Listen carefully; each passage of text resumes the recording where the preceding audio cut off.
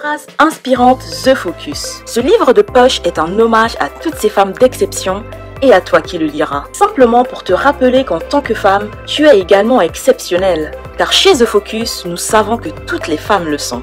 Plus d'une vingtaine de phrases inspirantes qui sont mises en action au quotidien par les femmes qui les ont prononcées. Si tu prends également conscience que tu es exceptionnelle et que tu acceptes ta façon incroyablement différente de l'être, alors oui, tu inspires d'autres femmes autour de toi. The Focus est le média qui valorise la femme dans son rôle de mère et de pro. Autant dire qu'il est fait pour toi, future maman, et pour la professionnelle que tu souhaites devenir. Alors, procure-toi vite le livre des phrases inspirantes The Focus pour 9,99 € en version papier et 6,99 € en version e-book. A tout de suite sur la boutique en ligne The Focus. Bonjour à tous, bonjour à toutes, bienvenue sur The Focus, l'émission donc dimanche 15h30, votre émission pour faire le plein de positivité, de bonne humeur, d'astuces, de conseils et bien sûr de bienveillance. Si vous ne rejoignez pas la première fois The Focus Radio, donc je suis Perle Koussala, donc j'anime avec Linda Kouvama aujourd'hui l'émission avec une thématique j'espère va vous inspirer à nouveau. Sûrement un coup de fouet connaissant Linda parce que c'est un peu sa marque de fabrique, donc pour ceux qui débarquent un petit peu The Focus, c'est le média dédié à l'univers de la femme, de la mère, de la pro. On essaie vraiment de faire vivre, voilà, de vivre ensemble, de faire ensemble, faire grandir les femmes avec enfant finalement quelque chose qui nous unit un peu toutes, l'idée que de se dire que nous avons toutes des défis que nous devons relever en tant que mère, en tant que femme, en tant que pro, des défis qui nous emmènent quelquefois à nous surpasser, à nous emmener plus bas que terre, mais également à nous relever, et c'est un peu notre leitmotiv, se dire que nous pouvons grandir ensemble, en tendant un peu la main, en écoutant un petit peu le parcours des autres, un retour d'expérience, et en essayant de mettre en lumière le maximum de femmes, pour nous rappeler à toutes que nous sommes exceptionnels. Donc, bienvenue Linda, bonjour, j'espère que tu vas bien. Raconte-nous un petit peu ce qu'on a en menu aujourd'hui pour la thématique du jour. Bonjour Père, bonjour mesdames, bonjour à l'audience, au cas où il y aura aussi des hommes, je pense que c'est le cas. Comment je vais? Écoute, je vais très bien, merci, j'espère que toi aussi c'est le cas. Moi ça va beaucoup mieux aujourd'hui, donc j'en profite, en plus il fait beau, je sais pas si vous êtes du côté du sud-ouest, donc c'est juste génial. Le thème d'aujourd'hui, alors on va vous expliquer un peu les coulisses. En tout cas, moi, je vais vous parler beaucoup des coulisses de ce focus parce que le thème d'aujourd'hui est en plein dedans. C'est comment être la Olivia Pope de la gestion de crise en milieu professionnel, principalement. Après, on va pouvoir prendre des exemples si vous le souhaitez dans d'autres domaines, parce qu'on parle effectivement de la femme dans son rôle de maman et de pro. Et ce sujet est arrivé un peu de manière improvisée. C'est le cas de le dire parce que vous le savez que depuis le début de la rentrée, effectivement, nous sommes censés être avec une co-animatrice et une invitée. Et voilà, gestion de crise oblige, crise. Nous sommes toutes les deux aujourd'hui. Notre Joël d'Agosérie nationale doit peut-être nous écouter. On lui fait un gros coucou. On n'a pas pu être des nôtres aujourd'hui. C'est un sujet qui, je pense, va beaucoup parler à la femme dans son rôle de maman, de professionnelle, parce qu'au quotidien, c'est rare. En tout cas, c'est rare que sur une semaine, et encore là, je vois vraiment large, je pense de rester que sur la journée, mais c'est tellement rare que sur une semaine, tout se passe comme prévu, comme souhaité, comme espéré. Il y a toujours quelque chose qui n'était pas prévu, qui arrive et qui a un peu, parfois, cet effet un peu, effet domino, tu sais, des catastrophes en cascade. Et comment on gère, comment on le fait, je pense qu'on le fait toutes. Maintenant, aujourd'hui, c'est pour donner plus de billes, plus d'astuces. Et puis surtout, vous faire des retours d'expérience de ce que nous, on a pu vivre depuis bientôt 2 ans The Focus, mais pas que. Donc voilà un peu le sujet du jour, comment être la Olivia Pope de la gestion de crise. Est-ce qu'on rappelle quand même qui c'est Olivia Pope? Oui, je te laisse le faire. Évidemment, pour celles et ceux qui ne connaissent pas Olivia Pope est l'héroïne d'une série très connue donc de Scandale, qui est une jeune femme afro-américaine magnifique avec un look. Pour pas vous cacher, c'est mon icône mode après Sarah Jessica Parker qui est donc dans City, donc elle vraiment Olivia Pope, c'est la pro des relations public qui gère des crises, mais vraiment compliquées en termes d'image, en termes politiques, ou même des fois pour certaines sociétés. Donc cette série, et elle arrive à sortir des situations improbables, en tirant tout sur l'époque du jeu, en trouvant finalement des astuces pour quelquefois un peu manipuler un peu les médias. Oh, beaucoup, les médias, en jouant sur les émotions, en jouant sur des stratégies, et quelquefois aussi en disant la vérité. Il n'y a pas que le côté mensonge et le côté, voilà. Ce qui fait que elle a une certaine réputation à Washington dans cette série, et elle est juste magnifique. Si vous ne la connaissez pas, cette série, allez la voir. Elle est, moi, je suis archi fan. Donc Olivia Pope, c'est un peu la solutionneuse par excellence qui arrive à tout gérer, même les pires crises, les plus compliquées, pour essayer un peu de planter le décor. Tout à fait. Et puis juste pour rappeler, moi j'aimerais bien le souligner quand même, les éléments qu'on va partager avec vous, c'est vraiment dans plusieurs cas, dans plusieurs domaines qu'on peut retrouver des solutions possibles.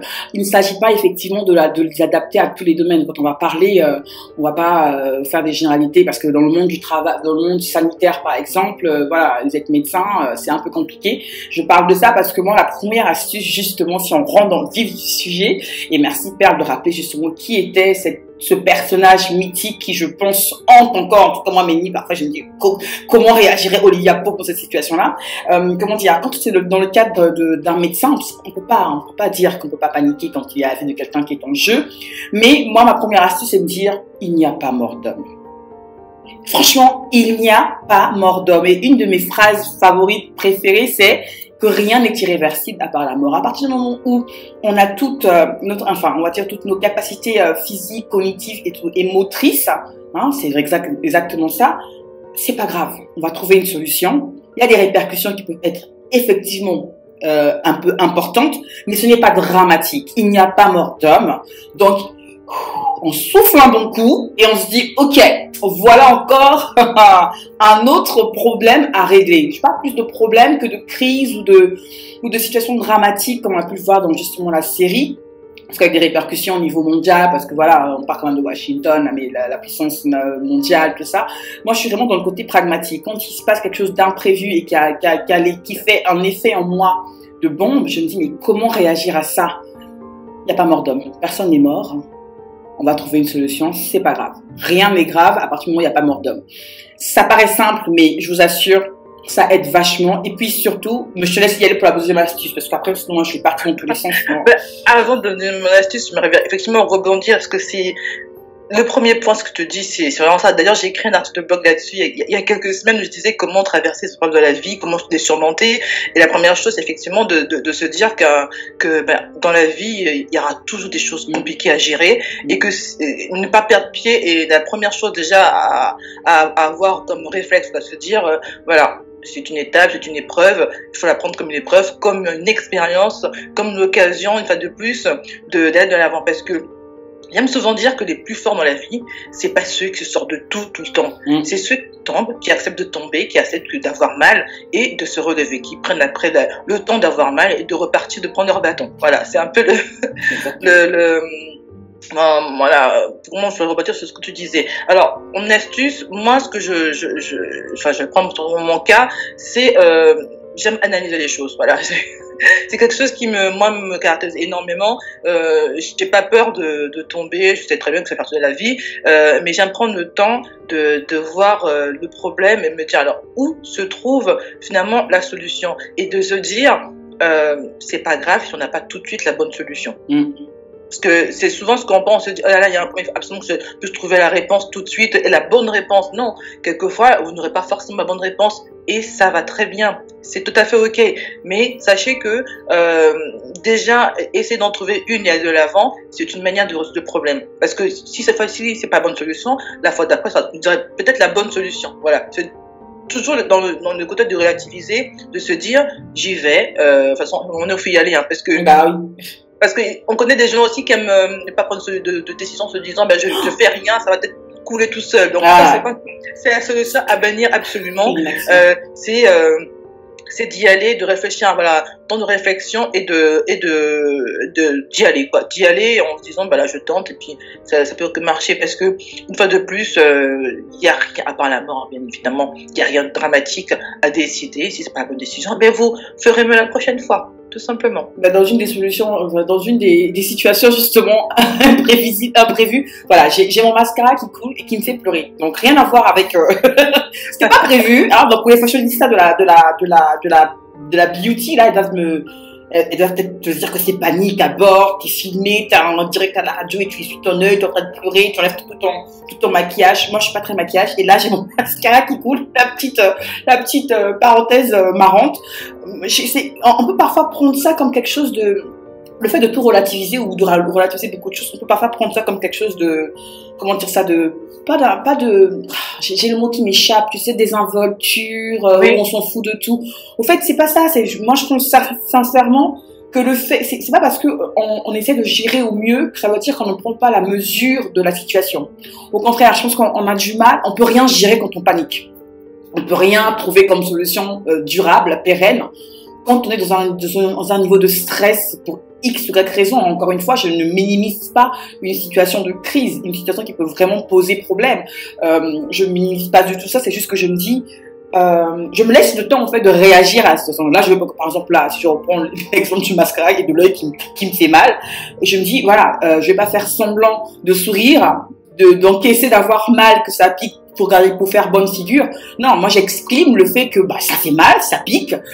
Il y a l'œil qui pleure, ça en même temps j'ai pas trop le choix. Donc j'essuie, j'en parle. Ça me permet moi d'évacuer justement cette pression, de me dire ça finira par passer. C'est aussi ça que je trouve génial dans des situations telles qu'elles soient, bonnes ou mauvaises, c'est qu'elles sont provisoires, elles sont pas permanentes quoi. En tout cas le maximum, ça dure pas toute une vie. Il faut se dire que si ça va durer une semaine, un jour, une heure, bah c'est pas grave, ça va durer le temps que ça durera, mais je trouverai toujours une solution et je n'occulte pas au fait tout ce que ça peut produire en moi comme émotion en fait. J'exprime ça et ça permet de baisser un peu la pression et d'avoir suffisamment l'esprit clair, du moins le plus possible, pour trouver une solution pérenne. Et ce que j'aime bien dans le fait là je passe pour la fille un peu maso, ce que j'aime bien dans le fait d'affronter des situations complètement imprévues et de crise, c'est qu'elles vont nous permettre de prévoir les prochaines. Elles vont nous permettre de nous... En fait, c'est l'expérience, ça s'appelle comme ça au final. Hein. C'est l'expérience. Donc là, quand je répondis ce que tu disais tout à l'heure, j'adore. L'inaction, moi, ça me fait flipper. Moi, ça me fait peur, l'inaction. Je préfère faire une connerie. Là, je vais vraiment brosser le terrain, le tableau le plus large possible. Je préfère faire une connerie en faisant une action. Et là, en la faisant, je saurais que c'était une connerie, que de ne rien faire par peur, justement, de commettre une bêtise, quoi. Je veux dire, non. Quand il y a un problème qui se pose et qu'on l'a vu, qu'on l'a bien cerné, ne rien faire peut parfois empirer. Pas parfois, au moins dans 99% des cas, on empire en ne faisant rien, je pense. Donc, vaut mieux essayer de faire quelque chose pour pouvoir solutionner ça et puis surtout la prochaine fois anticiper sur ça. Et là, je vais donner un exemple très précis. Au début de ce focus, je sais pas si les gens suivent un peu, hein, pour les personnes qui nous regardent depuis bientôt plus de 2 ans, hein, pour la radio du moins. Waouh, ça passe vite. Hein. Bon, bref, on avait l'habitude, je sais pas si tu t'en souviens, justement, on avait l'habitude de prévoir, en fait, de mettre les émissions prochaines une semaine, voire même parfois 2 semaines à l'avance, pour justement informer l'audience de notre prochaine invitée d'exception et du prochain sujet qu'on allait aborder avec elle. Et puis au fil des mois, on s'est rendu compte qu'il y a toujours des événements indépendants de la volonté de nos invités qui viennent un peu bouger tout le programme. Donc nous, on a passé du temps à travailler sur une affiche, faire la communication, à justement mettre en place le site, tout ce qu'il faut, pour au final tout remodifier, quoi. Et c'était très frustrant. C'était la panique à bord. Ah oui, mais comment ça se fait? On a annoncé telle invitée, elle peut pas venir. Comment on va faire pour sauver la face et compagnie? On souffle un bon coup. Il n'y a pas mort d'homme. On a appris des situations un peu de crise parce que c'était au tout début, on voulait vraiment paraître le plus sérieux possible, le plus crédible possible, mais il y a des situations qui sont indépendantes de notre volonté, qui nous font parfois changer notre programmation et aujourd'hui c'est encore la preuve que on a dû se trouver un sujet et ce que je trouve beau dans notre façon de rebondir justement, c'est que toutes ces situations-là, on a eu tendance à les garder pour nous, à ne pas les partager et pourtant, pour en avoir parlé aussi avec la prochaine invitée du dimanche prochain tout à l'heure, je rentrerai dans le sujet plus tard, on fait toutes face à des imprévus, qu'on soit entrepreneur ou salarié. Et c'est le fait justement d'accepter ça et de gérer ça et de surtout éviter que les personnes avec qui on a pris des engagements ne subissent la même chose que nous, de prendre de l'avance. Donc moi, la deuxième astuce, c'est de se dire, de prendre de l'avance sur ce qui pourrait arriver. Bon, ok, on n'est pas devin, on est d'accord, mais on a complètement changé. Plutôt que de faire une semaine avant de communiquer sur sur l'émission. L'émission est prête, l'invité est au courant effectivement que la page qui lui est dédiée est prête, mais l'audience n'est au courant de ça. Là, vous qui nous écoutez, vous êtes au courant de ça en général que 2 ou 3 jours avant le dimanche, par exemple. Voilà, ça nous a permis de trouver une solution possible. C'est pas la meilleure, c'est pas la seule, c'est pas l'unique, mais jusqu'à là, ça nous convient beaucoup mieux qu'il y a 1 an et demi à peu près. Je sais pas ce que tu en penses, Perle, si tu veux rajouter peut-être une autre astuce ou un autre exemple. Oui, ce que j'aimerais aussi peut-être rajouter un peu dans le fil conducteur, c'est la gestion des émotions. Parce que le fait que quand il y a des imprévus, des grosses crises, moi par exemple, j'adore planifier, j'aime bien avoir mon petit planning, je suis une maniaque hystérico, je sais pas comment dire ça, des checklists, des plannings, des machins. Et ma vie de femme, ma vie de mère, ma vie de pro, il y a toujours des grains de sable qui viennent un peu chambouler, un peu beaucoup même chambouler tout ça. Et il y a quelques années, même quelques mois, j'ai tendance à vraiment me laisser submerger par ces émotions négatives, très clairement, qui me chamboulent, me disant oh là là, mais comment je vais gérer ça, mais mon planning, mon machin. Et puis souvent, dans mon planning, c'est que au bout, il y avait mon petit quart d'heure, mon petit demi-heure de pause. En fait, tout ce qui venait en fait chambouler mon planning faisait que ma petite pause, en fait, elle sautait quoi. Et je me suis rendu compte qu'en fait, mais si je laisse ces émotions me submerger, je vais pas trouver tout de suite, j'aurai pas l'énergie disponible pour pouvoir trouver la solution, pas forcément idéalement en tout cas la solution pour venir pallier finalement à la situation. Et c'est vrai que si on n'a pas des petits mécanismes comme ça, se dire voilà, bon, là mon émotion elle est pas bonne, elle m'aide pas, on va te retrouver à ne pas gérer comme il faut. Donc vraiment, c'est une petite astuce, c'est de respirer un bon coup. Parce que quand tu parles d'un truc, typiquement, une des émissions, notamment celle que j'ai faite qui était très intéressante, où l'invité n'avait absolument pas de connexion. T'avais géré comme une pro. Oui, j'ai déchiffré ce qu'elle disait, un mot sur deux, ne pas perdre la face. Enfin voilà, en plus, il y a une frustration qui est née en me disant que c'est con parce que on avait tout pour que c'est une belle émission. En plus, c'était une belle thématique avec de super astuces. Et se dire, mais tout le monde n'a pas écouté, n'a pas entendu. Donc voilà, je pense qu'elle reviendra en émission Focus Sur parce que elle mérite d'être vraiment entendue à 100%. Et c'est vrai que on a eu le cas, quelqu'un nous a demandé mais comment vous avez fait, vous avez perdu le l'audimat, mais comment c'est possible? Nous, sans stress. Sans stress parce que on sait très bien que les aléas font partie de la vie et de toutes les façons, avec notre créneau, avec la technologie, tout ça, il y a forcément des imprévus qui ne sont pas de notre fait, qu'on va devoir gérer. Et donc, nous d'ailleurs, on remercie les auditeurs et auditrices qui ont quand même écouté l'émission, qui étaient voir le replay, qui ont pu voir l'émission quand même, malgré tout. La preuve que quand la thématique est bonne, quand même, il y a des gens qui l'écoutent et qu'on arrive quand même après à switcher, à rebondir. Donc c'est vrai que gérer les émotions, c'est un point important pour gérer une crise qui nous permet de garder la tête froide, en tout cas le plus froide possible pour pouvoir se positionner sur une solution et savoir où on va quoi, finalement. Non, mais clairement, en plus d'ailleurs, Virginie, si tu nous écoutes, petit coucou à toi, big up à toi, parce que c'était Virginie, effectivement, qui est une femme tellement riche en expérience et riche d'enseignement. C'est l'écouter à chaque fois, c'est un plaisir. Et oui, non, mais clairement, je pense que c'est aussi le fait qu'on communique. Moi, je pense que la deuxième, la troisième ou quatrième astuce, je ne sais même plus à combien nous en sommes, c'est effectivement de communiquer sur le fait que on a une situation de crise. Et que c'est aussi ça, gérer comme une pro, ne pas occulter que c'est compliqué, que ça devient un peu dérégler notre programme, mais que le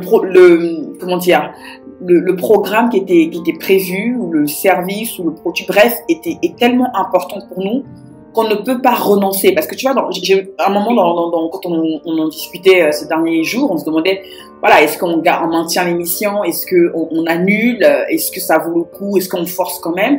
Et puis il y a moi en tout cas, je parle pour moi, il y a ce côté où engagement tellement profond par rapport à ce qu'on fait, grâce justement aux messages qu'on reçoit de femmes qu'on ne connaît pas et d'autres qu'on apprend à connaître justement grâce à The Focus, qui nous disent merci pour cette émission, merci pour ce message, merci pour d'avoir reçu telle invitée parce que ce qu'elle a vécu, c'est justement ce que moi je suis en train de vivre. Quand on pense à tout cela, on peut pas se dire non, bah écoute, c'est pas grave, parce je veux dire, pour être tout à fait pragmatique et clair, ce n'est en guillemets qu'une émission d'1 heure. C'est pas grave, ça ne changera pas la face du monde.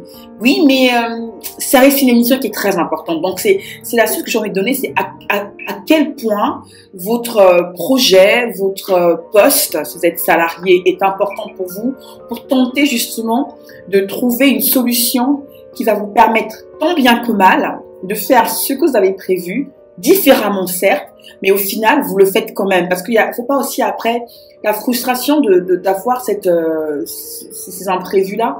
Parfois c'est pas tant l'imprévu en lui-même, c'est justement parce qu'on n'a pas fait ce qu'on avait prévu de faire, comme on avait prévu de le faire. Et moi je me dis, je vais couper ma frustration parce que je sais qu'elle aurait été beaucoup plus grande s'il n'y avait pas eu d'émission. Je me dis, je préfère encore faire une émission toujours de qualité au maximum, avec un thème qui n'était pas prévu, mais au moins les sujets qu'on aborde, les échanges, les retours d'expérience qu'on partage, les avis qu'on donne, peuvent peut-être justement faire écho dans une femme qui aujourd'hui, au boulot, lundi, là, va repartir, gérer une situation qui a commencé la semaine dernière et pour laquelle elle n'était pas du tout préparée, qui n'était pas prévue, comment gérer. Si elle nous écoute, moi j'ai envie que voilà, je serais heureuse de me dire que ok, c'était imprévu, mais cette émission a permis quand même à une femme de se dire waouh, j'ai écouté ce que Perle disait et ce que Linda, la fofolle, disait aussi. Et c'est vrai, au fait, il n'y a pas mort d'homme. Il y a peut-être des grosses sommes en jeu. Mais si je rencontre ce type de situation, c'est que parce que j'ai les capacités peut-être en moi de pouvoir trouver une solution possible. Et puis la communication. Parfois dans le monde du travail, on oublie que derrière, il y a des êtres humains. Il y a des êtres humains. Il faut essayer juste de se dire, j'ai rencontré ça comme problème, indépendant de ma volonté. C'est pas pour trouver une excuse, hein. C'est pas pour dire c'est pas de ma faute, c'est la faute de l'autre. Non, c'est que on accepte l'entière responsabilité de la situation. Maintenant, on se dit, c'est pas ce qu'on avait prévu, on propose une solution. Et en général, un PDG, un N+1 sera, en guillemets, moins frustré, moins énervé, moins stressé si son collaborateur vient lui dire qu'il y a un problème, mais je propose aussi une solution. Il va voir l'intérêt que vous avez de votre poste, il va voir l'intérêt de votre entreprise, que vous essayez de trouver quelque chose pour pouvoir sauver un peu les meubles, quoi. En gros, plutôt de se dire, bah écoute, c'est bon, hein. C'est en train de brûler, on laisse tomber, on a plus rien à faire. Et on en revient encore à l'inaction, quoi, de s'avouer vaincu, c'est ça. Moi, j'ai un côté un peu trop, je suis trop rebelle dans ma tête pour m'avouer vaincu facilement, je pense. Je sais pas pour toi, mais j'ai un peu de mal avec ça. Ouais, tu as l'esprit de warrior, hein, on le sait. une vraie guerrière. Ouais. Non, mais c'est totalement raison, effectivement, de venir comme ça, déjà accepter que la situation nous a dépassé, ou en tout cas, que l'imprévu a été difficile en tout cas, à prévoir. C'est un peu précédent de l'imprévu, mais effectivement, trouver des solutions. Mais moi, j'aimerais juste aussi switcher un petit peu, un peu avant, parce que on est souvent confronté dans le monde du travail à beaucoup de situations qui vont faire que, quelquefois, elles étaient, en guillemets, prévisible, dans le sens où moi j'aime bien, peut-être que c'est un peu tordu, hein, mais toujours envisager un le pire. Je m'explique. C'est-à-dire que mon métier, c'est un métier de comptable, c'est-à-dire que je fais la comptabilité publique, qui est quand même à la fois un poste avec beaucoup d'enjeux juridiques, mais également des enjeux comptables et financiers, forcément pas de masse financière assez importante. Mais ma force, en guillemets, en général, c'est de dire là, je dois absolument avoir en bout de chaîne un budget qui doit être carré, parce que bon, en plus mon budget, il faut qu'il parte au trésor public et avant ça à la préfecture. Donc j'ai toujours dans mes process le pire. Je me dis, si jamais il y a telle ou telle situation qui se pose sur mon budget, qu'est-ce que je dois faire, anticiper pour éviter le pire, en guillemets. Parce que effectivement l'erreur est humaine, on n'est jamais à l'abri de faire des erreurs, mais par exemple typiquement dans mes process, j'ai toujours des autocontrôles, c'est-à-dire que je ne me fais pas confiance, en guillemets, parce que c'est pas voilà. Comment ça se passe du coup? Comment tu fais? C'est-à-dire que quand je fais mon budget, j'ai mon fichier Excel, je vais aller rechecker dans mon logiciel de comptabilité et de budgétaire si c'est OK. je ne valide rien sans m'être contrôlé, auto-contrôlé au moins 2 fois. Pourquoi je le dis? Parce que souvent, on va saisir les écritures, on va aller très vite, on se dit on est ok, mais surtout quand, parce que ça m'est arrivé, je le dis parce que j'en parle ici, de mettre un compte budgétaire qui ressemble, genre tu mets un 21, mais en fait finalement tu as tapé 221. Ton budget sort, ton total il est juste, mais ton compte il est faux, tu vois. Donc, autant j'ai l'habitude de le faire, mais je sais très bien que au moment de la saisie, j'ai forcément un moment donné où je peux faire une erreur. Donc, mon conseil, c'est vraiment d'avoir comme ça des garde-fous, on sait là où on peut pêcher et se dire, j'anticipe une potentielle erreur. Typiquement, c'est ça. Donc, j'ai toujours des petites astuces comme ça dans mes process où je m'oblige à me contredire. Parce que moi, autant, j'ai horreur de me tromper. C'est un peu un travers. Pas parfait, je sais très bien que l'erreur est humaine, mais partant de ce principe-là, je fais tout pour essayer d'anticiper le moment de crise. Parce que je peux vous dire que quand un budget est faux, que tu devez dire aux élus, vous devez refaire un conseil pour pouvoir revoter, parce que père s'est trompé d'un chiffre. Voilà, ça leur fout mal, quoi. Là, après, ils peuvent comprendre, mais je pense quand même qu'on n'est pas fiers à la fin de la journée, même si, une fois de plus, il n'y a pas mort d'homme. Ma vie n'est pas en jeu à ce moment-là, mais j'essaie toujours d'avoir ces mécanismes. Donc, anticiper au maximum dans les process pour éviter d'avoir finalement à être sans solution au moment de la crise, se dire oh là là, oh mince quoi, et puis de paniquer, de finir avec une chasse quoi. Ce sont des choses qui arrivent. Non mais c'est vrai, moi je connais beaucoup de personnes qui détestent se tromper, ce qui est humain, mais qu'une fois qu'elles sont trompées, en général, on fait le bébé, ça fois t'as un tel machin. Non, moi je pars du principe que on est responsable de ce qu'on fait, même si les aléas, même si voilà, on n'est pas à l'abri d'avoir un cataclysme, mais en tout cas un truc qui me tombe dessus, mais anticiper, c'est le meilleur moyen en tout cas d'essayer de gérer en amont une crise.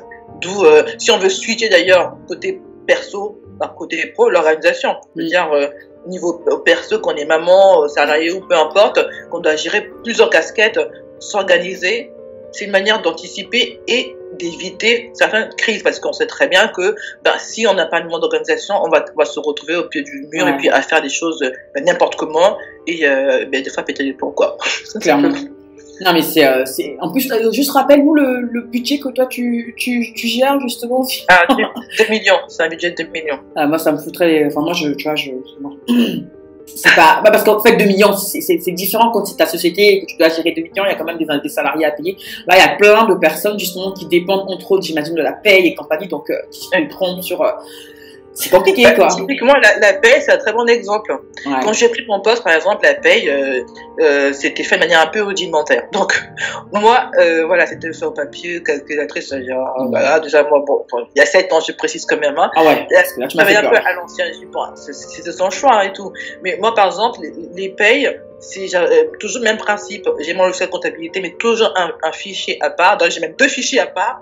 Un fichier Excel où vraiment je fais des variations de paye au centime près. C'est-à-dire, moi, les payes, même quand il n'y a rien qui se passe en guillemets, je sais au centime près pourquoi X personne a gagné 3 centimes de moins que le mois précédent. C'est-à-dire que je vais vérifier le taux de prélèvement à la source, je vais vérifier s'il y a eu un changement au niveau d'une variable de paye, avec à côté la notation. Donc, la personne qui vient me voir, mais pourquoi ma paye, elle a bougé, elle sait tout de suite, elle a info tout de suite. Parce que je peux vous dire que quand vous touchez au salaire des gens, ils ont la loupe, la dessus. Et donc, moi, ce sont des thématiques sur lesquelles je rigole pas. Voilà, j'essaie vraiment au maximum d'aller ligne, mais vraiment ligne par ligne. Moi, vraiment, je mets un point d'honneur à ce que les choses soient faites vraiment au centime près, que je sache pourquoi une personne a gagné moins ou plus que par rapport au mois précédent. J'arrive à le justifier, toujours. Tu vois, c'est beau ce que tu dis, parce que tu vois, ça rejoint aussi ce qu'on disait tout à l'heure sur la communication, le fait de ne pas oublier qu'il y a des humains derrière tout travail. Tu vois, la personne qui vient te voir justement avec cette crise, mini-crise en lui, où on est pourquoi mon salaire a bougé, pourquoi machin, et que ça tend peut-être à ce que tu ne réagisses pas ou que tu ne donnes pas d'explication logique ou qu'au limite tu ne te sens même pas aperçu de ça. Et le fait justement que tu expliques avec arguments clés à l'appui la situation dans laquelle la personne se trouve, on renvoie aussi un côté où ah oui, elle m'a écouté, elle m'a comprise. Elle a compris ma crainte ou mon stress, ou je sais pas trop quoi, et elle m'a donné une réponse qui vient expliquer ma situation. peut-être pas la solutionner, mais au moins l'expliquer. Et en général, les personnes sont beaucoup plus apaisées. Parce que quand on parle de situation de crise, par exemple, je prends le cas, moi, ce que tu fais, je ne peux pas le faire. Honnêtement, on a tous moi, je suis une bille, enfin, tout ce qui est chiffres et compagnie, ça va être compliqué pour moi. Mon mari, il se moque de moi. Mais, tu vois, je me dis, il y a au moins un truc qu'on peut avoir tous en commun, c'est de la manière dont on réagit à la situation de crise et surtout lorsqu'elle impacte négativement surtout des personnes qu'on ne connaît peut-être pas personnellement du coup, qui pourraient se dire que non mais si elle a fait ça, je la connais trop bien, elle l'a pas fait exprès, c'est forcément une erreur, c'est forcément un problème. Mais les gens qui ne vous connaissent pas, qui connaissent pas votre quotidien, que ce soit à la maison ou qui vous a poussé à faire cette erreur-là, parce que voilà, ça se joue à peu de choses. Je parlais au début de l'émission de l'effet domino. Il suffirait qu'il y ait un truc le matin qui soit mal passé à la maison pour que ça nous suive un peu parfois toute la journée à aller au bureau et qui occasionne malheureusement certaines erreurs et qui peuvent du coup créer des situations de crise. Bon bref, vous avez bien compris ce que je voulais dire. Quand vous regardez ça justement, comme tu as dit, le côté double auto-check, tu sais que si jamais cette personne vient te voir, la raison pour laquelle elle pourrait venir te voir, donc l'anticipation aussi aide effectivement, et on retrouve vraiment Olivia Pope là-dedans, et puis là je t'imagine avec tes talents en train de lui expliquer par A plus B dedans que voilà ce qui se passe avec l'empathie qu'il faut, et tu permets justement de baisser la pression de cette personne-là et qu'elle reparte beaucoup plus elle va sentir que toi, tu t'es senti concerné par sa situation. Et c'est ça, en fait, parfois que moi, je déplore dans certains cas de figure, que ce soit business, si je reprends un casquette vraiment business. Il y a eu quelques semaines, le sommet, c'était le salon, rien que le nom, ça me fait mal de le dire, ça m'écorche la langue de le dire, mais c'est le sommet France-Afrique. Bref, j'ai pas envie de revenir sur la polémique qui s'est passée, les gens, il y avait vraiment, et 3/4 de personnes qui n'étaient vraiment pas contentes de l'événement parce que l'organisation, parce que X, machin. Franchement, j'ai pas envie de refaire l'historique ici et puis encore moins de faire le procès de ça. Mais ce que j'ai retenu, moi, des personnes qui étaient, parce que moi, je n'y étais pas, et quand je n'ai pas vécu une situation, je n'aime pas donner mon avis. J'aime me faire ma propre expérience des choses avant de pouvoir dire si c'est bien ou pas bien. Mais de ce que j'ai retenu de ce que les personnes disaient, qu'en gros, voilà, c'est le côté, justement, communication, c'est le côté après. C'est pas tant l'organisation elle-même, c'est l'après. C'est comment ça a été géré après, que les gens n'ont pas beaucoup apprécié, ont vu un manque de respect. Et dans tout business, quand le consommateur, quand le client, quand votre cible a l'impression de ne pas être comprise, de ne pas être entendue, de ne pas être prise en compte, c'est très difficile de revenir après. C'est des choses qui auraient pu être évitées parfois et qu'on oublie juste que derrière, on veut tous paraître très beau, très intelligent, très pro, il n'y a pas de souci, mais n'oublions juste pas qu'on est des êtres humains et puis que derrière notre service, derrière le produit qu'on propose, il y a des utilisateurs qui sont des êtres humains, quoi. Donc, n'oublions pas ça. Il faut mettre de l'humain dans nos process, les plus méticuleux. On n'est vraiment pas à l'abri d'un couac et d'un truc qu'on n'a vraiment pas prévu. Et ça me faisait aussi penser, et je terminerai par là avant de te laisser rebondir éventuellement, Père. On rigolait justement parce que des couacs qu'on a eu ces dernières semaines justement, où ça ne s'est pas du tout vu, où on l'a trop géré comme des pros, mais en tout cas on ne s'en cache pas. Et mais Joël parlait effectivement que quand ils sont sur le point de prendre une antenne sur les GG, eux pour le coup ils sont suivis par des millions de personnes par semaine, et tous les jours quand ils sont à l'antenne. Et c'est la partie technique, parce que tu vois il y a tout le côté on guillemets strass et paillettes, devant la télé, devant la caméra, vous discutez. Mais il y a toute une équipe derrière qui doit gérer le son, qui doit gérer l'image, la lumière, qui doit gérer le visuel, qui doit gérer tout ça, qui sont parfois en panique lorsqu'il y a une invitée ou un invité qui est en retard de 30 secondes. Pour la personne, c'est rien, 30 secondes. Mais ne se rendent pas compte de l'effet boule de neige qu'il peut y avoir derrière, parce que 30 secondes, ça décale. Et c'est énorme, 30 secondes, quand on est dans le monde de médiatique, on va dire, en tout cas dans l'audiovisuel. 30 secondes, c'est énorme. C'est énorme. Et si, du coup, on n'explique peut-être pas ça en off à l'invité pour la prochaine fois, vas-y, c'est pas grave. En plus, les Français, on est en mode le quart d'heure du retard, ça fait rien. Attends, un quart d'heure. Non, t'as pas de vue CSA d'un point de vue machin, c'est compliqué.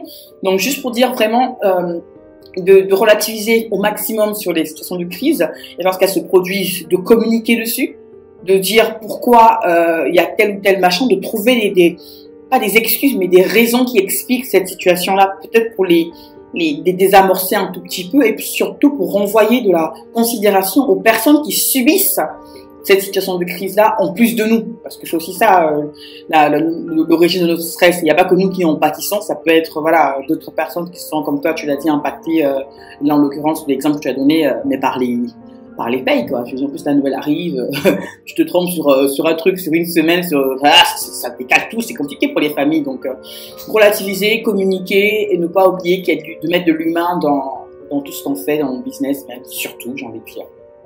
C'est ce qui me vient. Totalement. Je sais pas, du coup, si tu as d'autres... Moi, j'ai tellement d'exemples à prendre pour The Focus que franchement, que ça relève parfois du... Voilà, et ça relève parfois du truc complètement surréaliste, quoi, parce que j'aime bien le rappeler, à la base, on n'a pas la vocation d'être des chroniqueuses radio, c'est quelque chose qu'on a appris sur le tard. Entre les jingles, le machin compagnie, c'est des choses qu'on a appris sur le tard et que on a plaisir, en tout cas moi je prends vraiment plaisir à le faire, mais on n'a pas aussi honte de dire qu'on apprend, on est toujours dans un process d'apprentissage et que des crises on en a vraiment eu.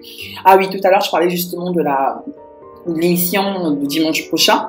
Je crois que je lui ai dit que l'émission d'aujourd'hui est justement consacrée aux imprévus et l'objet de l'appel que j'avais avec cet invité, il s'appelle Badila Malunga. Coucou Badila, si tu nous réécoutes là justement, qui m'appelle, enfin qui m'envoie un message et qui dit que voilà, est-ce qu'on peut se parler, c'est assez urgent tout ça, machin, si tu peux trouver un petit créneau pour qu'on s'appelle. Je me suis dit voilà, qu'est-ce qui se passe, donc j'appelle et effectivement elle m'explique qu'il y a un imprévu, son côté maman.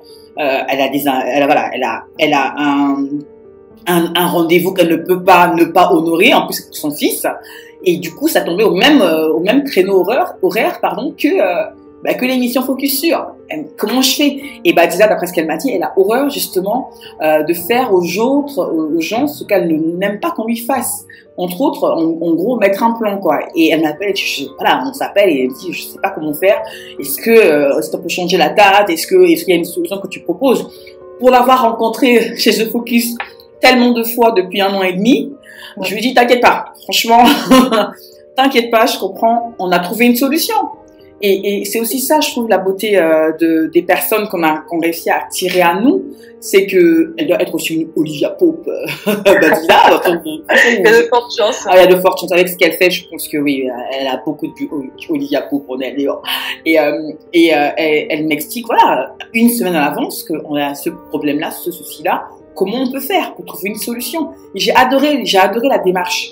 J'ai vraiment aimé la démarche parce que elle aurait pu se dire non mais il y a ça qui arrive, c'était pas prévu de son côté de maman, et se dire mais comment je vais gérer par rapport à mon planning familial, hein, et que The Focus pouvait arriver voilà en 4-5e position et puis qu'elle aurait pu nous en parler, je dis n'importe quoi, la veille pour le lendemain, parce qu'on a déjà eu ce cas de figure, c'est déjà arrivé.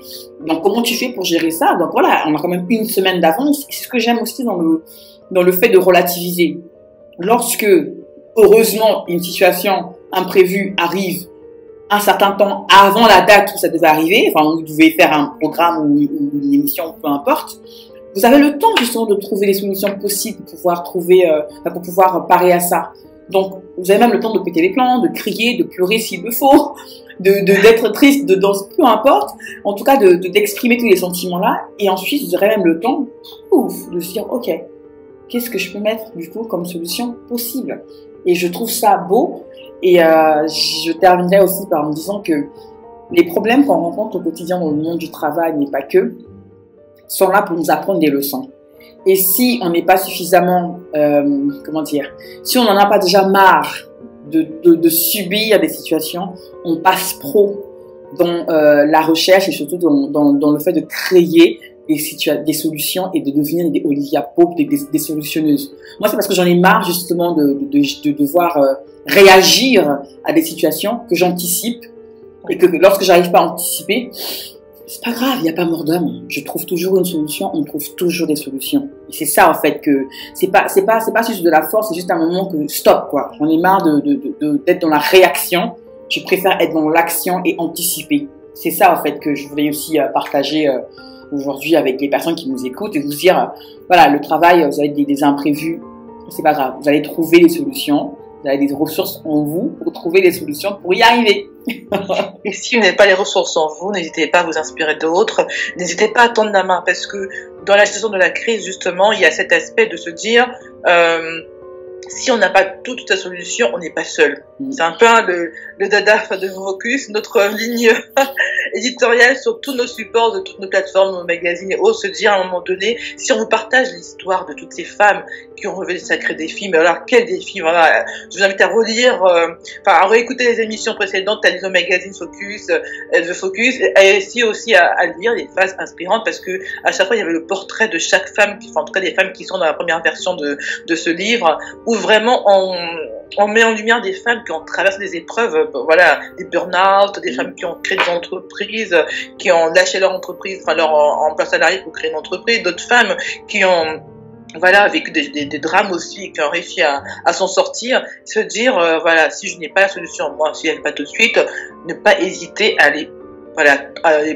demander de l'aide, aller poser la question aux personnes qui le savent, ou en tout cas qui ont peu avoir vécu même situation que la vôtre, et pouvoir vous aider. Il n'y a pas de honte à demander de l'aide, bien au contraire. Vraiment, moi je suis toujours contre ce discours de dire faut être forte, machin. Bien sûr, Linda, je pense que tu vas dire oui, coup de pied aux fesses, ça, oui, bien sûr, mais trouver en soi les ressources de s'en sortir, c'est aussi, ça passe aussi par demander de l'aide. Voilà, moi je suis intimement convaincue. Je pense qu'on pourrait même faire une émission là-dessus sur l'aspect je veux dire, psychologique dans toutes ces situations. On parle de mindset, l'amour, un peu trop galvaudé, mais l'état d'esprit, c'est pas juste je suis forte, il y a telle situation qui va se poser, je vais trouver la solution tout de suite. Non, dans la vraie vie, ça marche pas comme ça. Ça arrive, on a un petit coup de chaud, on a un peu mal au ventre des fois, on a mal à la tête, on se dit, oh là là, qu'est-ce que je vais faire? Des fois, on panique un petit peu, et puis on se dit, bon, il faut trouver la solution. Qu'est-ce que je fais? Eh ben, voilà, on commence par se poser, et puis on se dit, si je n'ai pas, j'appelle Père, j'appelle Linda, j'appelle Joël, j'appelle ma tante, ma maman, enfin, peu importe, une personne de confiance, une personne qui, vous savez, a vécu des situations, ou qui va juste vous écouter. Des fois, en parlant à une personne, on dit, voilà, j'ai des solutions. Et rien qu'en parlant, des fois, la solution, elle vient juste parce qu'on a pris le temps de se poser et d'expliquer à notre personne. C'est comme si on mettait un peu à plat les choses. Voilà. Ne jamais rester seul face à un problème, face à une crise. Ça, c'est primordial. Après, je sais que des fois, dans le monde du travail, on peut être dans des environnements où c'est un peu un panier de crabes, on va dire qu'on est un collègue ou une collègue qui attend qu'on chute pour prendre notre place, pour nous taper sur le dos. Je sais que ça existe, je suis pas naïve, mais vous avez pas forcément une collègue du même service, mais quelqu'un dans votre entourage, un ancien collègue de promo, un collègue de promo. Enfin, moi, je sais que, par exemple, dans mon réseau de trésor public, on est comme ça, à plusieurs, on va garder des liens, et quand l'un de nous a une problématique sur un sujet, on sait très bien qu'on s'appelle pas tous les 4 matins, mais on appelle une personne qui ou a occupé le même poste, ou qui peut avoir dans ses contacts une personne qui a la solution. Vous voyez, on a toujours une personne autour de nous qui peut nous aider à trouver la solution, au moins en tout cas à désamorcer la crise et à aller de l'avant. Faut pas hésiter à demander de l'aide. Moi, je pense que c'est aussi important, que ce soit dans la vie pro ou perso, on n'est jamais seul face à un problème. C'est pas vrai. Ou alors, c'est que vraiment on est un loup solitaire dans une île déserte, mais c'est pas possible d'être tout seul face à un problème. Donc n'hésitez pas à demander de l'aide et à aller vers les autres qui peuvent vraiment vous trouver en tout cas un début de solution à vous. Ouais, alors je crois qu'on a un tout petit souci justement prévu. Alors Père, je sais pas si tu nous écoutes encore parce que c'est un peu coupé. Ah ça y est, t'es revenu parce que c'était pendant 5 secondes là, on t'entendait plus. C'était un peu haché, coupé, je sais pas si t'avais fini du coup. Ah là là, Cercos. Mais voilà, encore un bon exemple justement des aléas du direct et surtout des imprévus. Donc ça y est, je crois que là, on t'a récupéré. Je te vois, tu bouges. Est-ce que tu nous entends du coup? Ouais, très bien, moi ça coupe pas chez moi, alors je suis vraiment étonnée. Ah, bizarre. Est-ce que c'est moi alors du coup? Mais en tout cas, je ne t'entendais plus. Je sais pas si t'avais fini du coup. Bah oui, mais du coup, on a coupé au milieu de ma prose, c'est un peu dommage. Il faut que je recommence ou ça va aller? Non, c'est comme tu le souhaites, hein. J'étais vraiment juste sur la fin. C'est juste sur la fin. Non, ouais, non. Bon, parce que pour retrouver mot ce que je disais, mot pour mot ce que je disais, mais en gros, c'est de dire on n'est jamais seul face à un problème et qu'il ne faut pas hésiter à demander de l'aide pour avoir en tout cas une solution, au moins un début de solution à son problème pour pouvoir gérer sa crise ou, voilà, ou son imprévu, ou peu importe l'objet, en tout cas la forme que prend la crise en soi. Effectivement, effectivement. Oui, enfin, être fort, moi j'aime bien le dire aussi, hein, j'adore parler de la force, la résilience, tout ça, mais être fort, c'est aussi accepter sa part de faiblesse, accepter d'être pas toujours au top tout le temps, et de se dire, ben voilà, j'ai le droit aussi de me poser et de dire, là je peux pas, là j'ai pas spécialement envie parfois, et d'écouter aussi son corps, c'est pour garder, moi pareil, hein, mon mindset au début on entendait, enfin là je pense qu'on entend à tort et à travers, ça commence un peu à me saouler aussi, mais juste pour garder un certain mental aussi, hein, un moral, et se refaire un peu une santé mentale et repartir sur de bonnes bases, quoi. Donc voilà, ne pas occulter qu'on n'est pas bien, et c'est aussi ça, être fort, je pense. Et c'est même, j'ai envie de dire, un des credos de The Focus, hein, c'est ça, comme tu l'as dit, ne pas être seul, ne pas hésiter à aller demander de l'aide, et parfois, et là c'est la phrase que je retiens aussi, elle a dit de très belles choses, mais Anne Jennifer Chikou qu'on a reçue le dimanche dernier, elle a dit une phrase que je trouve géniale, c'est que parfois on a tendance à penser que les inconnus ne peuvent pas nous aider. Quand on a demandé de l'aide, dans le cadre justement de la création de son entreprise, demander de l'aide à des inconnus, parfois on a plus de oui que de non, hein. Donc ne pas aussi, faut sortir de ce dictat qui se dit si je demande de l'aide c'est que je suis faible. Non, non. Ça c'est autre chose. Il faut aller voir du côté de votre ego, plus de ce côté-là plutôt que de voir les autres qui vont penser de vous que vous êtes faible. Et non, franchement, les situations de crise, on en connaît tellement. Et après, il y a aussi comment dire la différence que chacun de nous on a dans la définition du mot crise. Ce qui peut être une crise pour moi ne l'est pas forcément pour toi, et inversement. Et c'est aussi ça, à se dire, ça c'est ma crise à moi. Les gens ne sont pas obligés de valider que c'est une crise, parce que c'est aussi ça parfois qui retient les gens d'aller demander de l'aide, parce qu'ils vont se dire, maintenant, tu paniques pour ça, qui minimise un peu votre état, en disant que la situation qui vous met dans cet état est tellement ridicule que tu devrais limite en avoir honte. Ce type de personnes, je vais reprendre ma casquette de radicale là, fuyez-les. Fuyez-les. Quand je dis fuyez-les, c'est pas que ne leur parlez plus.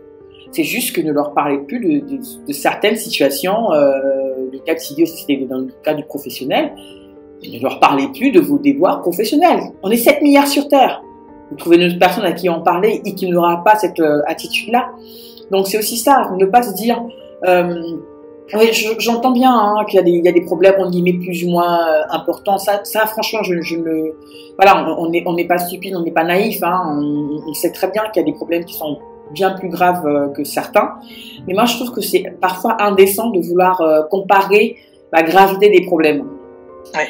Un problème reste un problème, peu importe sa gravité, ça reste un problème qui met une situation un peu déséquilibrée, et on a chacun de nous notre manière différente de réagir à un problème. Donc ne pas minimiser, ou si on pense que c'est vraiment pas quelque chose de grave, vous n'êtes pas obligé de l'exprimer à la personne qui vraisemblablement trouve que c'est un problème.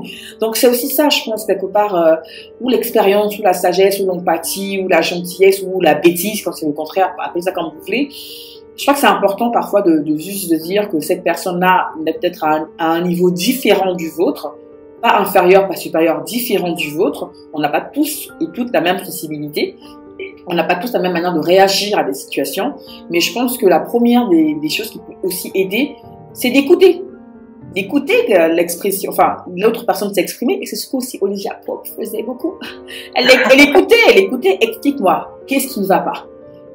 À quel point c'est important pour vous? À quel point ça vous fait mal? À quel point ça vous déstabilise? Et quel est l'impact dans votre vie de manière générale? Et quand elle a cerné là où ça vous faisait extrêmement mal, parfois, ce qu'on pense être une crise, une grosse crise, en tout cas le cœur même sujet de la crise, parfois c'est juste des répercussions du vrai problème qui est ailleurs. Et parce qu'elle aura écouté la personne, elle trouvera justement la solution là où est la source du problème et non pas de solutionner les conséquences du problème. Et on a très peu de personnes comme ça. En tout cas, moi, j'en ai pas beaucoup, hein, même surtout dans le cadre professionnel, tu l'as dit, Père, il y a parfois, il peut y avoir beaucoup malheureusement, de collègues qui peuvent vouloir vous foutre un peu dans la MERD que de vous en sortir. Mais il y a toujours, moi j'aime bien rester sur une touche quand même optimiste, il y a toujours un ou deux collègues à qui vraiment on s'y attendait pas vraiment, qui peut vous tendre une main. Mais il faut aller effectivement s'exprimer et puis fuir le collègue qui un jour vous a fait comprendre que votre problématique, votre crise que vous viviez à un instant T au bureau n'était pas suffisamment considéré comme une crise pour lui. C'est pas grave, il est dans son droit aussi, mais vous juste n'allez plus vers cette personne-là. C'est aussi ça, je pense, je sais pas comment dire ça, le bon sens. Je veux dire, pourquoi repartir voir une personne qui vous a déjà dit une fois que ça c'était nul, que c'était pas une crise? Pourquoi avoir son approbation quelque part? Non, vous allez essayer de trouver de l'approbation ailleurs, enfin même pas l'approbation, du réconfort ou un conseil ou juste quelqu'un qui va peut-être vous tendre une oreille, mais ailleurs que cette première personne qui vous a déjà dit une, deux ou trois fois que votre crise n'en était pas forcément une. Il y a tellement de possibilités, mais voilà, moi je reste toujours dans le côté communication, c'est important. Et après, je reviens encore à savoir qui on est. Hein. Voilà, c'est qui revient beaucoup. J'allais y revenir parce que j'allais apporter une petite nuance que tu disais, parce que moi j'avoue j'ai eu le cas professionnellement, c'est-à-dire que je t'explique. Quelques années, moi, quand j'ai pris mon premier poste en tant qu'inspecteur des finances publiques était un poste de management de cadre. J'étais numéro 2 de ma structure. Ce qui fait qu'en fait, manque de bol, j'avais un N+1 qui ne voulait pas bosser, enfin, au sens littéral du terme. C'est-à-dire que il venait, il tournait les pouces, il traînait plus ou moins figuration, et puis tous les dossiers, comment je dis bien, tous les dossiers intéressés sur mon bureau ou dans ma boîte mail. Il n'y avait pas d'autres intermédiaires. Et ce qui arriva, c'est-à-dire qu'une fois, il y a eu un loupé, pas de m'en fait directement de mes services, et moi, en tant que cadre et manager, j'aurais dû voir, parce que c'est tout sur un marché public, typiquement, et on avait oublié, pour pas trop compliqué au niveau en gros, on avait oublié de récupérer 70 000 euros sur un marché. C'est-à-dire que, au début d'un marché, on donne un compte, on donne une avance, et on paie le marché à la fin, au dernier versement, on récupère l'avance et on paie le sauf que nous, dans les services, ils ont tout payé 70 000 euros. Concrètement, je n'avais plus aucun moyen. Quand je dis aucun moyen légal, récupérer, c'est pas vrai. C'est-à-dire que je n'avais pas ce qu'on appelle en comptable public un titre qui me permettrait, si jamais il n'y a pas de paiement, de faire des poursuites. Parce que nous, ça peut aller très loin. Je pouvais faire des saisissions de compte bancaire, de saisir toute rémunération, en tout cas toute somme dans le débiteur de notre débiteur pourrait avoir quelqu'un. Donc j'avais plus rien. Je suis allé au culot. J'ai fait un mail mais vraiment bien salé en mode trésor public, machin, voilà, avec tout le blabla. Je savais très bien que s'il n'y avait pas de paiement, je ne pouvais rien récupérer, mais la personne en face ne le savait pas. Donc, j'ai signé inspecteur des finances publiques, machin, un truc. Donc, en 24 heures, on a récupéré les 70 000 euros, c'était payé. Et donc là, dans mon poste actuel, j'ai une collègue qui avait fait une erreur sur je sais plus quoi, enfin un truc anodin. Et je la voyais entrer en mode panique, en mode j'ai fait ça et tout. Et moi, je lui dis, mais tu te rends compte que ton problème, j'avoue l'avoir fait. Tu sais que c'est rien. Moi, j'ai eu 70 000 euros quand même, tu vois. Et j'ai essayé par ce biais-là, sans minimiser ce qu'elle vivait, parce que je sais qu'elle vivait très mal d'avoir fait une erreur, lui dire, mais c'est humain, ça arrive. Et il y a des erreurs beaucoup plus graves qui peuvent vraiment avoir des répercussions. Voilà, typiquement, dans mon cas, si on n'est pas récupéré 70 000 euros, j'aurais eu un problème avec la collectivité, la commune, le maire, ce serait remonté très haut, cette histoire, tu vois. Donc, effectivement, j'avais les choses côte. Effectivement, c'était grave. Parce que 70 000 euros, voilà. Si on récupère sur mon salaire, il y aura un petit problème. Mais en même temps, je me suis servi de cette expérience pour lui dire, écoute, il y a plus grave dans la vie, tu vois. Il y a cette erreur, effectivement, tu le vis mal, mais peut-être que tu devrais moins mal le vivre parce que c'est pas si grave. Parce que regarde là, tu peux faire telle solution, tu peux t'orienter vers telle solution pour justement relativiser. C'est ça, relativiser. Et ce que je disais au début, hein, moi, le fait d'avoir fait cette erreur-là, je peux vous dire que j'ai plus jamais laissé passer un souci. Puis d'abord, j'ai fait remonter des bretelles à l'équipe de droit dans mes services en disant, mais attendez, c'est votre boulot. Moi, je passe derrière en supervision, mais c'est à vous, au quotidien, qui est dans les factures, qui est dans les paiements, de vérifier effectivement comment ça se passe. Donc, effectivement, à ce moment-là, j'ai mis mes double check, là, j'ai remis une alerte sur, voilà, avec mes petits indices qui me permettent finalement, indicateurs qui me permettent de plus avoir ce genre de problème. Voilà, typiquement, quelquefois, c'est bien de rappeler aux gens, ok, c'est vrai, voilà, je comprends ce que tu veux dire dans la bienveillance, de ne pas minimiser le problème des gens, mais quelquefois, il y en a qui un peu grossissent les problèmes aussi, donc... Ah oui, mais après, ce que j'ai envie de nuancer aussi, c'est que tu vois, d'après ce que je comprends, je n'étais pas là, tu as écouté quand même son problème. Oui, j'ai écouté. Moi, je te parle de deux cas de figure complètement extrêmes. Il y en a qui te laissent même pas terminer, et qui te disent que c'est débile ce que tu me racontes. Ou pire, je prends justement l'autre cas de figure, une personne qui est justement réputée dans le service pour paniquer pour tout, pour être toujours dans le côté alarmiste. Et moi, personnellement, je ne peux pas non plus supporter ça pendant longtemps. Je veux dire, de la même manière que je dis, quand une personne t'envoie bouler une fois, ne repars pas la voir.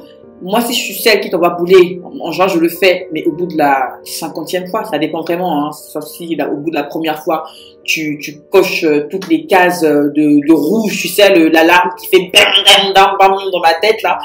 Je te dis, oulala, stop. J'ai moi-même volontairement déjà me reculer. Moi, je suis dans la logique où, quand ça m'arrive, j'ai besoin de m'exprimer jusqu'au bout.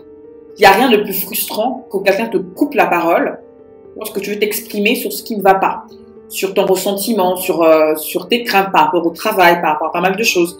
Moi, je pense que c'est un manque de respect total. Et moi, quand il y a manifestation probante de manque de respect, je m'en fous. Tu peux être le pape, le président, je peux être en tort, je te rentre dedans. Moi, j'ai pas de problème avec ça.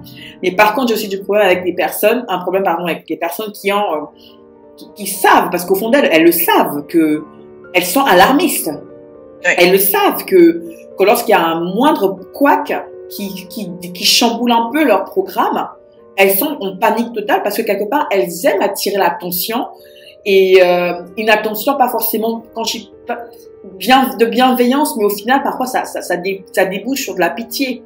Et l'idée, c'est pas ça. L'idée, c'est quand même de progresser. Moi, je suis pour faire des erreurs, mais je suis surtout pour une progression. Si le même problème se pose et que tu réagis à chaque fois de la même façon, c'est que tu n'as pas compris le message en guillemets de la vie, le cosmos, on appelle ça comme on veut.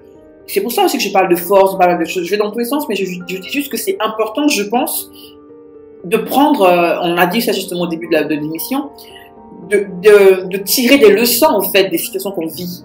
Sinon, tu n'as pas compris. Et la vie va te rappeler ça 50 000 fois, en tout cas autant de fois qu'il le faut pour que tu comprennes la leçon, le message derrière qu'elle veut te faire passer à travers le même problème que tu rencontres. Je veux dire, on ne peut pas au quotidien rencontrer les mêmes problèmes.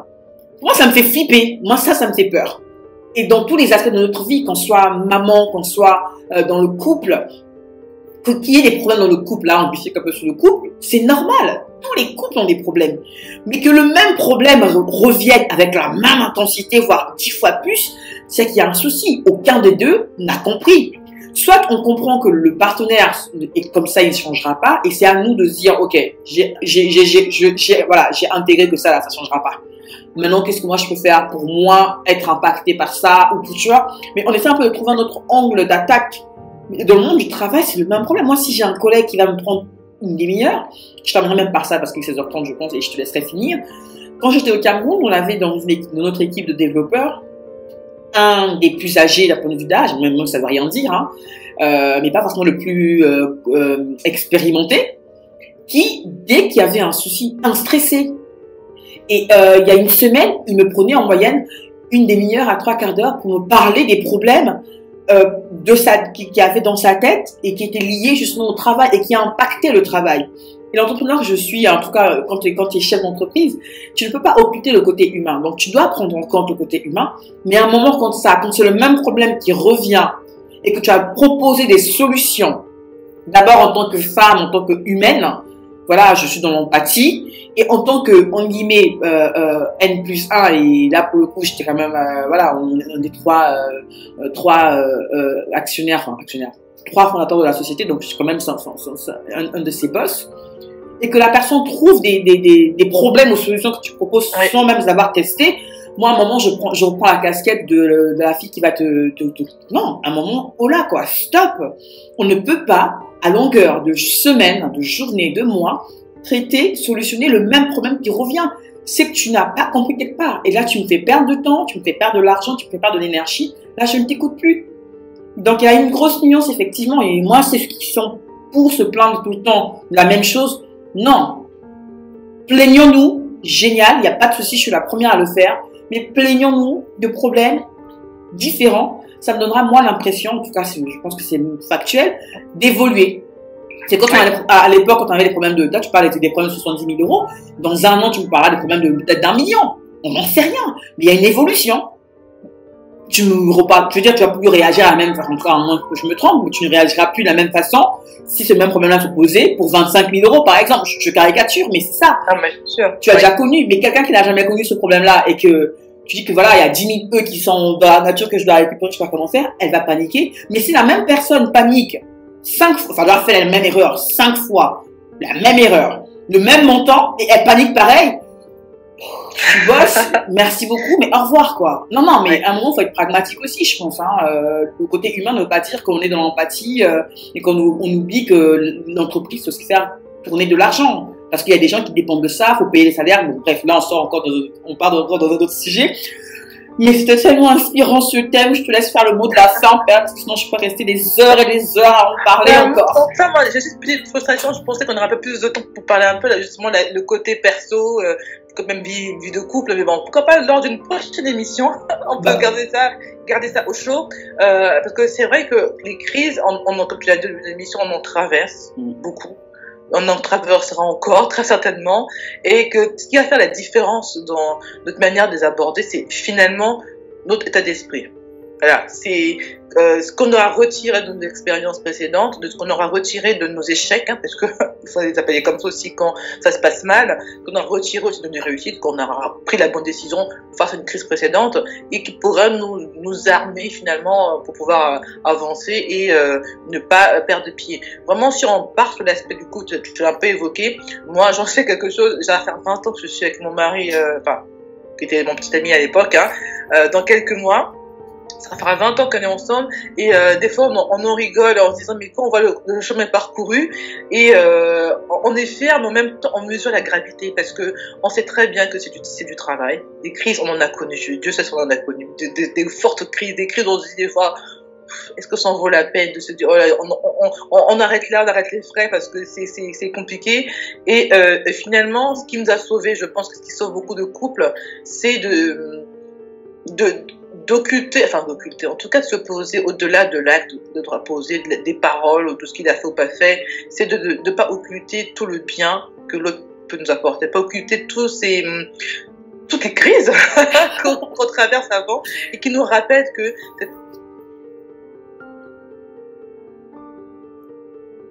Alors, j'entends plus, je sais pas si c'est encore de mon côté. Je sais pas si c'est encore de mon côté parce que j'entends plus. Merde. Plus.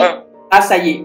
J'étais un peu récupérée. Je sais pas si c'est de ton côté ou de mon côté, mais j'entends plus rien.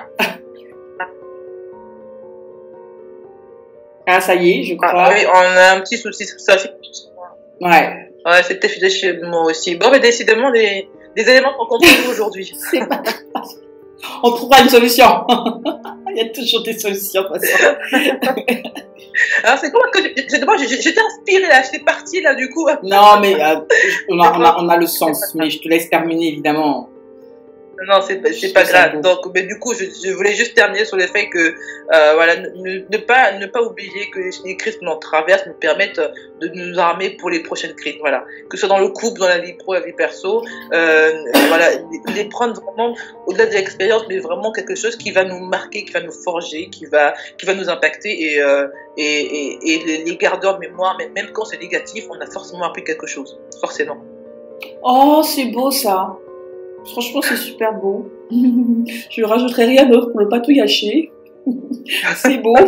Sur ces belles paroles, je sais pas, je te laisse faire le mot de la fin, du coup, c'était le mot de la fin pour rendre C'était le mot de la fin un peu, voilà, un peu haché, mais c'était le mot de la fin, effectivement. Donc, on remercie tous les auditeurs, auditrices au Focus. On sait que vous êtes de plus en plus nombreux à nous écouter, à nous suivre, et on espère qu'à chaque fois, il y a une petite étincelle qui s'est allumée en vous, qui a jailli, et qui vous donnera en fait la force, le courage, je vais vraiment dire la petite, le petit sursaut qui vous manquait pour affronter les épreuves que vous traversez, ou juste un petit moment de pause aussi. C'est un peu ça aussi au Focus. C'est pas quelque chose très trop sérieuse entre guillemets, c'est aussi un moment de détente, d'écouter des femmes qui échangent sur des sujets, je pense, qui peuvent nous toucher. N'hésitez pas à partager autour de vous si vous pensez que ça peut aider des personnes qui traversent des moments difficiles, et à venir vers nous. Donc nous sommes tout oui, et en tout cas en vous souhaitant un très très bon dimanche. Prenez soin de vous, de vos familles, en vous disant à très bientôt sur le Focus, donc la radio web dédiée à l'univers de la femme, de la mère et de la pro. Bon dimanche. Au revoir. Au revoir.